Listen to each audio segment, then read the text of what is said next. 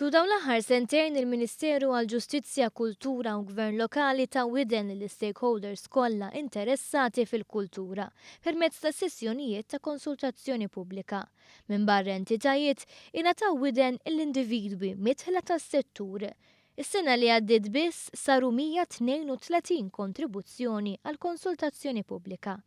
War li nġabret l-informazzjoni ġiet evalwata bir-reqqa biex bekk il-Ministeru jinsab f'pożizzjoni li jipproponi tibdiliet fil-liġi.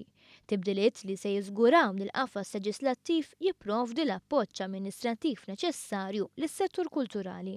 Il-Ministru Owen Bonnici ħabbar li d-dokument bl-emendi proposti ser ikun ikkonsultat mal-Avukat Ġenerali biex bekk ikun żgurat li ħalli l-impatt mixtieq u li jikkumplimenta liġijiet oħra. Wara dan il-pass ikun jista' jitfassal abbozz ta' liġi biex jiġi diskuss fil-Parlament. Dan tħabbar waqt Forum Nazzjonali dwar il-Birt Kulturali. Il-Ministeru ma ħadimx biss fuq tfassil ta' abbozz ta' liġi.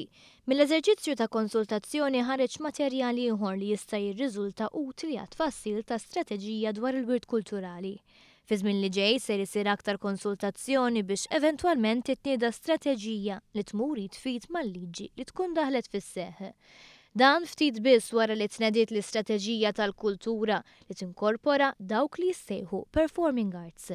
Il-Ministru Bonnici saħaq li l-istrateġija dwar il-wirt kulturali għandha taħdem id fit mhux biss mal-istrateġija tal-kultura imma ma' strateġiji oħra fuq livell nazzjonali bħal dik tat-turiżmu tal-ambjent u kif ukoll fuq livell internazzjonali bħal mija il-Cultural Heritage Counts for Europe.